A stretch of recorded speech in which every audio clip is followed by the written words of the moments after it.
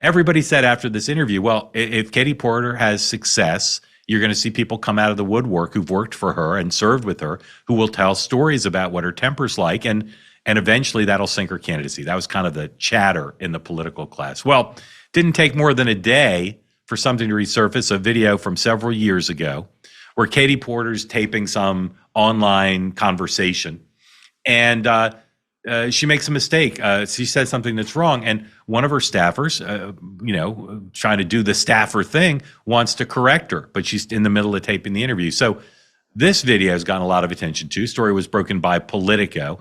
Here's Katie Porter taping an interview, and if you're listening on the podcast version, you're not going to see this, but her staffer kind of walks into the shot behind her to get her attention, to tell her, Congresswoman, you've made a mistake. I need to correct you so you can fix it in the video. And here's how Katie Porter reacted.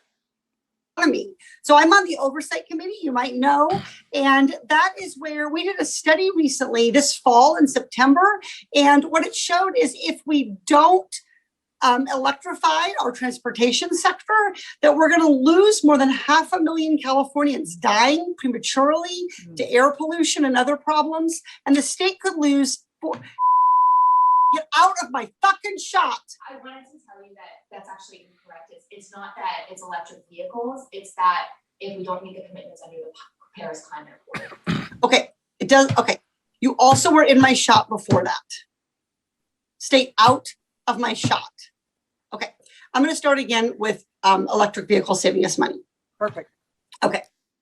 Stay out of my effing shot. Again, I feel bad for those of you who just listen to the podcast version, because what you didn't see is her facial expression. And it is a facial expression that anybody who's worked for a very tough boss has seen before. And it's getting a lot of attention from people. I think it dooms her candidacy. This is a woman who was, and maybe by some standards still is, the front runner to be the next governor of California. A huge job, obviously, seventh biggest economy in the world. One of every 7 Americans lives in California.